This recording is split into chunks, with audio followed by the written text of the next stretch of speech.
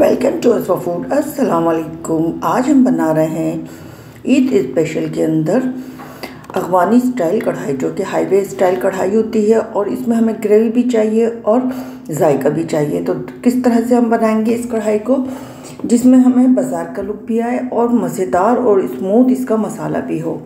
बहुत आसानी के साथ हम इसको घर में बना सकते हैं कि सब खाने वाले खुश भी हो जाएं।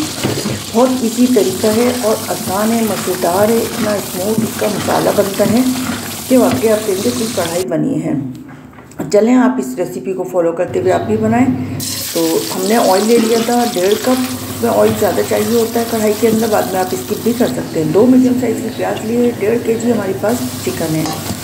तो उसके हिसाब से हमने सिर्फ प्याज का जो है हमें कच्चापन निकालना है, प्याज को ब्राउन नहीं करना है, कुछ नहीं करना है। बहुत से लोग इसको ग्राइंड करके भी फ्राई करते हैं। हमने इसकी चॉप की है कि ये भूनते भूनते ही मसाला इतना स्मूथ बन जाएगा।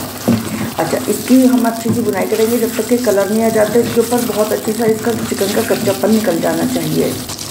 इसके बाद हम डाल रहे हैं इसके अंदर अदरक, लहसुन और हल्दी का इस्तेमाल करेंगे। हल्दी 1 से 2 टीस्पून डालेंगे, बहुत कम डालेंगे, बहुत ज़्यादा में इसमें हल्दी का इस्तेमाल नहीं करना है। इसकी बुनाई करेंगे जबकि इसका कच्चापन हमें निकालना है। 2-3 मिनट तक बुनाई के बाद अब इसमें हम शामिल करेंगे अदरक लहसुन का पेस्ट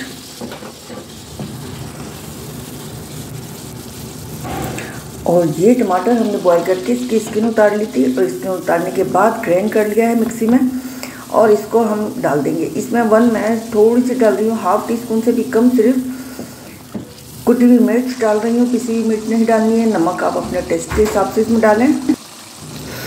किसी के नमक ज़्यादा या कम खाया जाता है तो आप उस हिसाब से अपना नमक रख सकते हैं, टेस्ट कर लें। नमक ज़्यादा नहीं होना चाहिए, हमेशा कम डालें, बाद में भी इस्तेमाल डाल सकते हैं। जबकि ज़्यादा डाला हुआ हम निकाल नहीं सकते, बहुत प्रॉब्लम आ जाती है। अब हमारे पास है ये दही 2 टेबल स्पून ले रही है, जिसे अच्छा सा फेंट लिया। अगर दही को थोड़ा सा पतला करके फेंट लिया जाए पानी डालकर तो बहुत अच्छा रहता है, इसमें लम्स नहीं बनते हैं। बहुत स्मूथ मसाला हमें बनाना है इसका।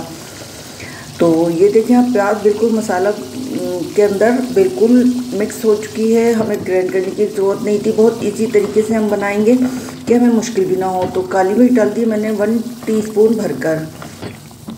इससे इसका लुक बहुत अच्छा आता है, जायका बहुत अच्छा आता है, क्योंकि कढ़ाई में जब तक काली मिर्च का इस्तेमाल ना हो जायका ही नहीं आएगा। अच्छी सी बुनाई करने के बाद अब इसमें डाल रहे हैं हम 8 से 10, मेरे पास ये हरी मिर्चें थी, हम बाद में भी इस्तेमाल कर सकते हैं हरी मिर्चें, आप कम ही रखें शुरू के अंदर। और इसकी बुनाई करेंगे। जो इसका अरोमा है, इसका जायका है, खुशबू है, बहुत ज़बरदस्त निकल कर आता है। ये मैंने डाल दिया 1/2 टीस्पून से भी कम कसूरी मेथी और ये हमने डाली है 2 टेबल स्पून भरकर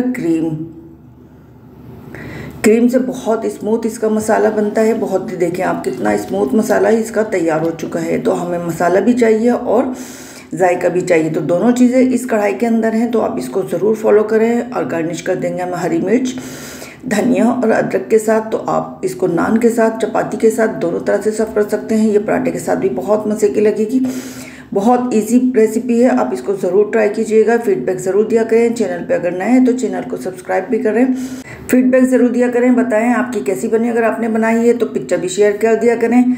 मिलते हैं फिर किसी अच्छी और बेहतरीन रेसिपी के साथ। ऐसी कढ़ाई शायद आप बार बनाएं और भूल ना पाएँ, क्योंकि इतना मसाला भी है। बच्चों की फैमिली जो होती है जिसमें बच्चे शामिल होते हैं, उनको मसाला चाहिए होता है।